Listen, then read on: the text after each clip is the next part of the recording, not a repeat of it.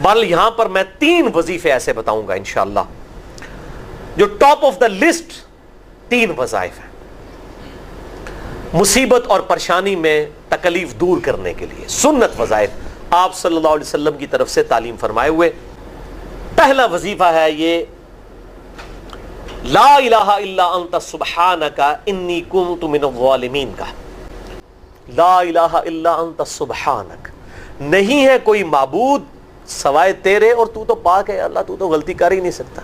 انی کنت من الظالمین، بے شک میں ہی خطا کار ہوں، میں ہی ظلم کرنے والا ہوں، میں ہی غلطی کرنے والا ہوں۔ جامعہ ترمذی میں انٹرنیشنل نمبر کے مطابق 3505، مشکات میں 2292 نمبر یہ حدیث ہے، اور قرآن حکیم میں تو ہم پڑھ چکے ہیں سورۃ الانبیاء آیت نمبر 87 اور 88 میں آپ صلی اللہ علیہ وسلم نے ارشاد فرمایا کہ یونس علیہ السلام نے مچھلی کے پیٹ میں اپنے رب کو ان الفاظ کے ساتھ پکارا تھا، لا الہ الا انت سبحانک انی کنت من الظالمین۔ اور پھر آپ صلی اللہ علیہ وسلم نے فرمایا کہ جو کوئی شخص اپنے کسی بھی معاملے میں، کسی بھی پریشانی میں اس دعا کے ذریعے اللہ کی طرف متوجہ ہو، اللہ تعالیٰ اس کی دعا کو قبول فرما لیتا ہے۔ اور قرآن میں بھی آ گیا نا کذالک ننجی المؤمنین، اور کتنا بڑا فتویٰ آیا میرے بھائیوں سورہ الصافات 143 144، فلولا انہ کان من المسبحین، اگر یونس ہمیں ان الفاظ میں ہماری تسبیح نہ کرتا للبث فی بطنہ الی یوم یبعثون، تو مچھلی کے پیٹ میں قیامت تک مچھلی کے پیٹ میں رہتا اگر اس طرح نہ ہمیں پکارتا، اس کی قبر مچھلی کا پیٹ بن جاتی۔ یعنی یہ اتنا عطاب، اور وہ دور ہو گیا اس دعا سے، بہت بڑے اسماء اعظم میں سے ہے۔ تو یہ بہترین دعا، بہترین وظیفہ، اسماء اعظم میں سے بہترین چیز، اور سب سے بڑھ کر جو میں نے بات کی کہ بہترین استغفار، اللہ سے توبہ مانگنے کا بہترین ذریعہ۔ آپ دیکھیں اللہ تعالیٰ کی کوالٹی کو کس طریقے سے انہوں نے اپنے لیے جو ہے وہ ذریعہ بنایا نجات کا۔ کہتے ہیں نا وہ کسی کے انسٹنکٹ پہ بات کرنا، کسی کی جبلت پہ، انہوں نے اللہ تبارک و تعالیٰ کی ایک خاص کوالٹی تھی جس کے ساتھ انہوں نے اللہ کی طرف دعا کی۔ وہ کیا؟ بڑی انٹلیکچوئل دعا ہے، لا الہ الا انت، اے اللہ تیرے سوا کوئی معبود نہیں ہے۔ یہ توحید کو پہلے نمبر پہ لے گئے۔ انت سبحانک، اے اللہ تو پاک ہے، تو غلطی کر ہی نہیں سکتا کیونکہ تو پاک ہے۔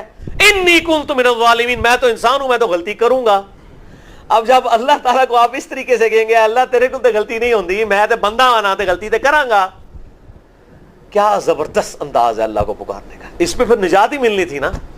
اللہ تعالیٰ کی وہ کوالٹی انہوں نے ذکر کی ہے، اللہ میں تو بندہ ہوں نا تو غلطی کروں گا نا، تجھ سے تو غلطی نہیں ہونی، تو پاک ہے، غلطی تو میں نہیں کرنی ہے نا، تجھ سے تو ہو نہیں سکتی، جب میں کر بیٹھا ہوں تو معاف کر دینا۔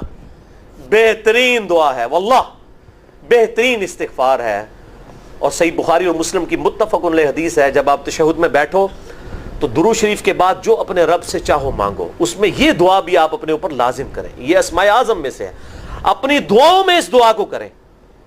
دعا کی قبولیت کے لیے یہ آپ سمجھیں اللہ تعالیٰ کی طرف سے کیٹلسٹ ہے، جسے ہم وہ کیمسٹری میں کہتے ہیں کیٹلسٹ، کیمیکل ریئیکشن کو تیز کرنے والا، یہ کیٹلسٹ ہے۔ لا الہ الا انت سبحانک انی کنت من الظالمین۔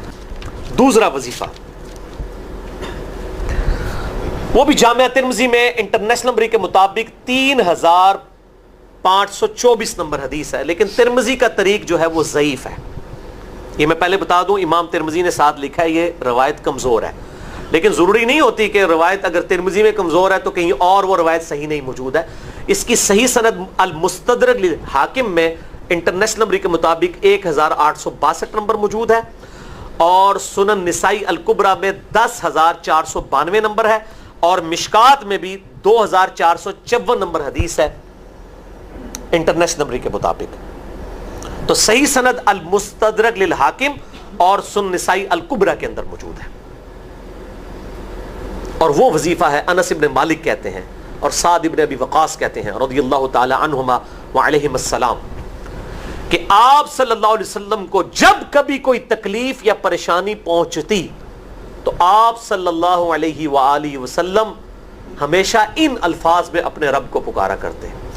یا حی یا قیوم برحمتک استغیث، اے خود سے زندہ ہر چیز کو تھامنے والے، میں تیری رحمت کے ساتھ تیری مدد کا سوال کرتا ہوں۔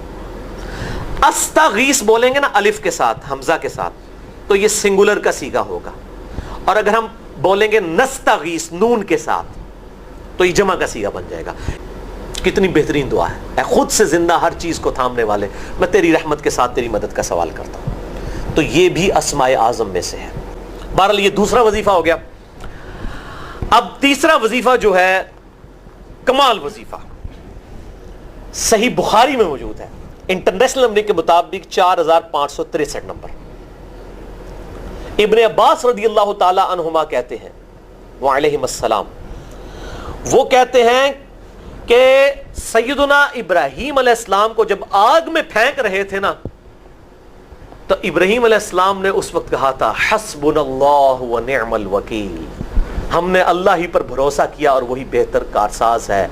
اور تمہارے نبی صلی اللہ علیہ وسلم کو بھی جب مصیبت اور پریشانی آتی تھی وہ بھی پڑھا کرتے تھے حسبنا اللہ ونعم الوکیل، ہم نے اللہ ہی پر بھروسہ کیا اور وہی بہتر کارساز ہے۔ اس کے اندر وہ شعر جو بنا دیا نا، نعم المولا و نعم النصیر، ویسے الگ سے آیت ہے، الگ سے آیت ہے، لیکن یہ شعر نہیں بنانا، بس اتنا ہی وظیفہ ہے، حسبنا اللہ و نعم الوکیل۔ اور یہ جو انہوں نے کہا کہ نبی صلی اللہ علیہ وسلم بھی یہ کہتے تھے، اس کا ذکر الحمدللہ قرآن میں بھی موجود ہے، اس سے بھی بڑھ کر سورہ آل عمران کی 173 نمبر آیت میں ہے کہ جب نبی صلی اللہ علیہ وسلم اور اہل ایمان کو یہ خبر پہنچی کہ کافر ان کے خلاف سازشیں کر رہے ہیں، تو نبی اور اہل ایمان نے پکارا حسبنا اللہ و نعم الوکیل۔ تو حسبنا اللہ و نعم الوکیل قرآن کی آیت بھی ہے، اور یہ ہے وہ آیت، وظیفہ قرآن میں آیا ہوا ہے یہ، آل عمران 173 اور صحیح بخاری 4563۔ اور مجھے بڑا وجد آیا کہ ابراہیم علیہ السلام کو جب آگ میں پھینکنے لگے تھے، انہوں نے اس وقت اللہ کو ان الفاظ کے ساتھ پکارا حسبنا اللہ و نعم الوکیل۔ اچھا، یہ جتنے بھی وظیفے ہیں نا میرے بھائیوں، ان کا فائدہ اسی وقت ہے جب آپ کو ترجمہ بھی ان کا آتا ہوگا، ورنہ آپ روزانہ جتنی مرضی تسبیحیں کھینچتے رہے کوئی فرق نہیں پڑے گا۔ اس لیے میرا ایک پرسنل مشورہ ہے کہ جب بھی یہ وظیفے پڑھیں نا آپ، اردو ترجمہ بے شک آتا بھی ہونا، ایک دفعہ اپنی زبان میں اس کو ریپیٹ کریں، یعنی آپ پڑھیں حسبنا اللہ و نعم الوکیل، میں نے اللہ ہی پر بھروسہ کیا اور وہی بہتر کارساز ہے۔ آپ دیکھیں یہ صوت القرآن چینل میں جب وہ عربی چل رہی ہوتی ہے، جیسے ہی وہ مراج الدین خان کا ترجمہ شروع ہوتا ہے نا، کیسے کب کبھی طاری ہو جاتی ہے، کیونکہ ہماری زبان میں بات ہو رہی ہوتی ہے نا، عربی ایویں تو نہیں قیام اللیل میں رو رہے ہوتے، ان کی زبان میں بات ہو رہی ہوتی ہے، اپنی زبان کا اثر ہوتا ہے۔ اسی طریقے سے آپ لا الہ الا انت سبحانک انی کنت من الظالمین، یا حسبنا اللہ و نعم الوکیل، یا حی یا قیوم برحمتک استغیث، جو بھی وظیفے پڑھیں نا، ایک دفعہ ان وظیفوں کو جب آپ الگ سے دعا مانگ رہے ہوں، اس وقت اس کو آپ اپنی زبان میں بھی دہرائیں۔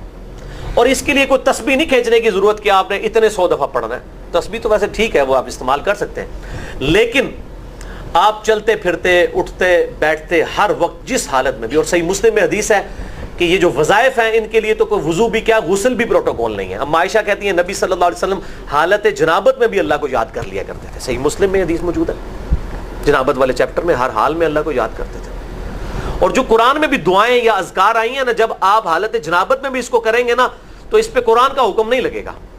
تو جامعہ ترمذی اور ابو داؤد میں جو حدیث ہے کہ حضرت علی کہتے ہیں نبی صلی اللہ علیہ وسلم کو حالت جنابت کے علاوہ کوئی اور حالت قرآن پڑھنے سے مانے نہیں ہوتی تھی، تو اس سے مراد قرآن کی تلاوت ہے۔ اگر قرآن کی دعائیں جیسے ہیں بسم اللہ الرحمن الرحیم، یہ بھی تو قرآن ہے، سبحان اللہ بھی تو قرآن ہے، الحمدللہ بھی تو، یہ اذکار جو ہے نا، جب آپ اذکار کی نیت سے پڑھ ہوں گے پھر یہ قرآن نہیں شمار ہوں گے، ذکر شمار ہوں گے، اور اس کے لیے نہ وضو پروٹوکول ہے اور نہ غسل کا ہونا ضروری ہے، ہر حال میں اللہ کو یاد کریں۔